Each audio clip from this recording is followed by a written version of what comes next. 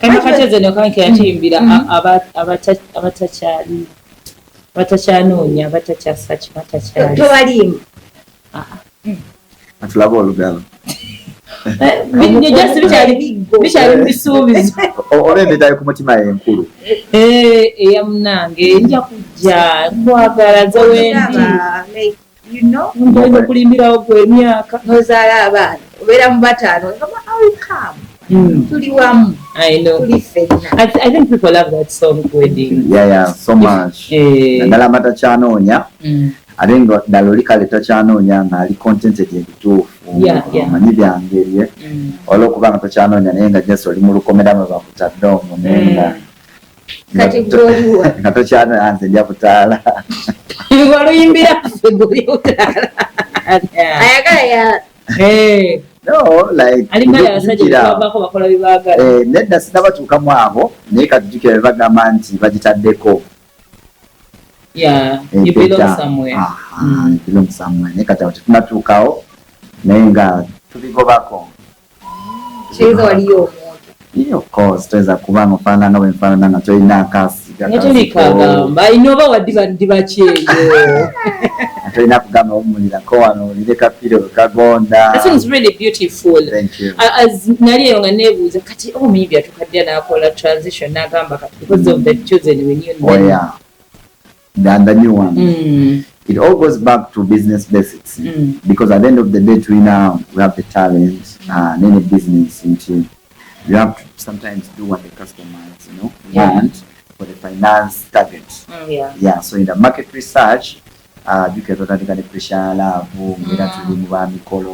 then along the way pressure lab you can try to gym nga tejja bulungi myaka gyane because okujana ibolo yimanga lutuufu atulufiti na edge bucket yo. So I had to look for an audience in Jamu. The times when I was in sleep, primary wadawa X, I was in Mugambi Chalo. So I spread to my audience really. Then I think I know could I call music. So all I know is Makumikolo. So that's the transition. But it's all for the business move basically. Okay, welcome to the show. Omanyi tubeeraawo ennaku kubwe zimala okutuyitaayitamu. Where no you omuntu hafi nga mu maisha batawo tubyonako ebibeera ku idi katu tubadde mu Christmas nga majangu n'abaana oli najja n'apakinga n'engoye ez'omwaka ogujja anti ga Christmas birala 25 jika transport abagula biri mu Christmas ate n'olusooka boxing day tulina ogirya ffenna oba ofuna babino ziraba ffenna. Thank you. So basically omwaka ogujja gutusangayo olumu accidental waliwo ebintu ebimu hafi bw'oba ozze ewantu by'otalina kukola then ekyokubiri hafi muddayo ddi nga tubakoolye when do we know timutukooye because wetwalinga tukyali bato twabeeranga Kampala kati Christmas tugenda ke wajjajja abaana abajjana ab'e Kampala nga tujensiana nga munabalwezo kati nate naliwo eri mukyalo nga bano nga babatula ne batutunuulira n'abagooca nga batula ne batutunuulira bati abaana b'e Kampala baalidde ekyewunyisa ab'e Kampala bebaleeta emigaati naye bebagirya webale nnyo abalinga batagirya buli lunaku. Mama, that is not good. Mwabaleese omugaati ate mwabagulidde ennyama like twebereremu oleese ennyama mumanyi ozena mulimu abazadde mubava Bulaaya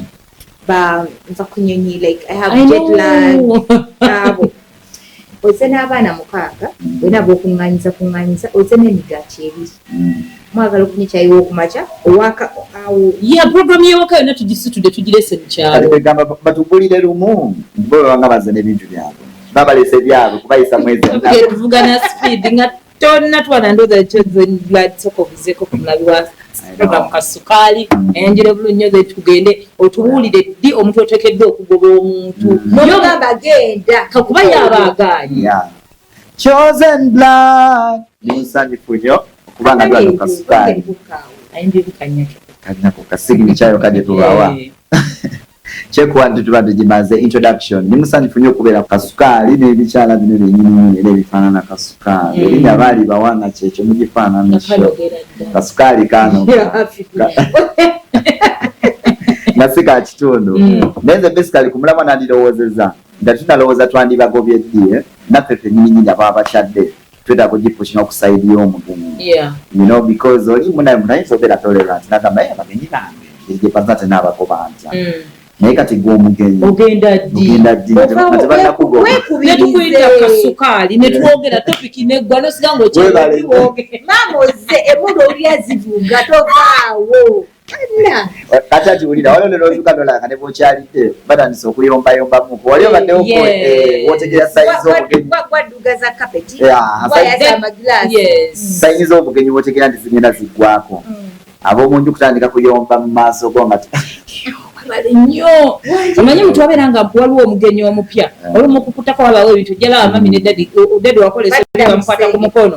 kali wala nga abantu batandisa nga tebakyakutya as a visitor they do their things just no olinawo batuuse privacy yabwe kati bakukuse bakooye awo bencroachinzeeko batuuse wano tebalina bwe bassa baagala okugeya ku bantu baabwe tebalina bwe bageeza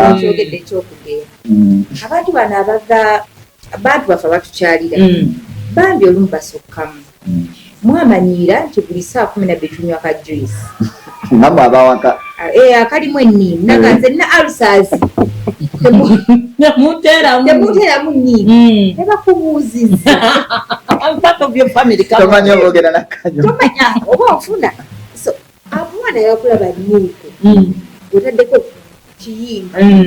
egamba nedda omwana wange alina okuba nga alina kyalina ate n'ekirala okufa abakyadde nze kyendowooza olw'embeera ya economy because nakirabako ebulaya time ginamalayo nti ebiseera ebisinga omuntu aba akukyalidde yetumiikiriza kale n'akolayo shopping si nti mu bubi nti oba gyozze nti tolina byakulya naye bwe mmanya nti ngenda kujja mbereke wa happy for festive season habit wante tugiina bwenzije wa happy ne bwe makuyise for lunch jangu ne juice wetikka omugaati gwa 4 5 oba 5 oba jangu come with something like empty-handed like I mean fridge ebeera nkalu ate kati nno oyinza n'okukijja ku kya family nti abantu bangi waliwo bino nga just is life nga bwoliteze wange mbeerayo n'abantu 2 3 abanyambako so just a small family ne bwe tuba nga kyaliwo tugamu mu hostels omanyi bubeera mu environment emwetama ebyaddala kyandinyumye nnyo nti ng'omuntu enayo mukwano gwo because sometimes to me friends they even become like family emikwano gikira eŋŋanda olumu so kati oyinza obeerawo n'ogamba mwana njagala nyireke wakyali wange nentebere mpowemu ne bwe basi festive season naye kati bw'obeerayo ennaku nga 2 3 nolaba mwenawo omukalubiriza here and then obutakalubiriza nnyo mbeera bw'olaba nga fridge waliwo ebitalimu bitekemu olaba nga kiri nekiri like play a supportive role mu ngeri y'ensawo because fena tukimanyi economy ekoze ki economanisinze economy ekoze etya economy ekoze etya ekyo kyennyini ki mubaajo naye nga olaba kyoyogeddeko olaba culture tugiina nti ne bw'oyita osoboyita omuntu ku mukolo najja nga talina kintu mulimu omuntu gw'oyita nga naye omulaba alina potential obulayo kakale mulimu abantu betuyita family members baffe ngaye omulaba honestly obayise bali ekyemisana era ogenda naba shoppingirayo bagende nabyo that is understandable naye mulimu omuntu gw'oyita kyeze nkyageddeko kituufu tuli munsi fena tuvuga speed there's when wekola ennyumba yo then you have that other friend oyagala ogende obreathing so okwewala ebyo depression and all that so ogendako ewamu tekyandibadde kibi naye ogenze genza otya omanyi omuntu atuukewo n'agamba nze sinywa yogurt owa strawberries ogamba yatambudde naki otambudde naki omanyi nina abaana ewaka oze wadde n'obumpwakimpwaki bozze omantaala obanga obeere wamu kyaffe tutakyampewo mwana wekampala epewo emufuwa muwe sweta omwana we Kampala omulabye omwana we Kampala nga tula jjajja mu Lubirizi asako nnyo kacaayi naye jjukira byonna nga wegaya bya economy kuba ne jjajja era politics we Kampala ino omusuulira wali bakamusiibula nijjuga economy jjajja naye ayagala babirirawo naye namugende we Kampala kati ate gwewako obo nomugamba ogenda kulya ggolu ku makya naye nga ebyaddala nga tuzeeko ekyo I really feel families need to come together ate nga ge makulu ga Christmas festive season nolaba ku muntu komadde oludda olaba okumanyagana weebale nnyo naye kati ekibuzaawo harmony ebiseera ebisinga ndowooza sente mbeera byafuna also families zirina abantu buli omu gwalekerera omanyi mulimu abantu abali generous mu family bambi ye nga they are a giver buli kimu not because they are showing off naye nga they are a giver kati mulimu n'omuntu kati bano kangambe nga ba chosen I don't know people who are in your family but I'm just imagining because he's a celebrity family esuubira ayina okubanga ayina gundi ajja bimala ebyo chosen waba you know mulimu families ezo wambingana abandi badde bakaminga together banne gwe bamenyesa n'atuuka naye n'abagaba sigenda kujja nina ebivulu because nyina gwe batunuulidde yes ate no sometimes olumu kiba tuwe nga kyendabye kate nga kirinda opposite way nti nga wali atyo abamu nga ye tayagala kuwaayo chance ngala ina kubaako Kampala yes nga they're fighting for attention mugagga omu ekyo nakyo gyeki kati mugagga omu naye amenyeka nnyo ne tasiki yanibadde ntono awulira yabayagala gikola oluku kiba kikola kye but sometimes abamu ate bakisuusa like they want to prove a point so nga ate singa basobola okufuna anti okimanyi abagagga be babaaba ne waba mutowa babaaba ababoosi buli kimu bamwebuuzaako ne waba takimanyi bajja mwebuuzaako tazitya agamba ate yawadde esente bamuyita nassebo taata abataata nze bandowooza abeeramu kusaidi erimu kiba kira nze ndowooza abantu bandibadde nga bafunangayo talks ezimu ku bintu ng'ebyo nga budget tugenda gikola tutya because communication olumu yereeta obuzibu bayirawe because noyo gwe banyigira nti oluusi ayagala okwemalirira oluusi baba tebamuwadde chance etuulako na banne nti nga bwe tuli wano bannange tulina twetaaga kino nekino kuba toyimiridde otya oba noyimiridde otya nnyimiridde tusobola kukikola tutya buli omu aleeteyo kyasobodde waliwo oli atajja kuwa banne chance yagenda agambira kikoze tane nagwebuuzizaako mukitegedde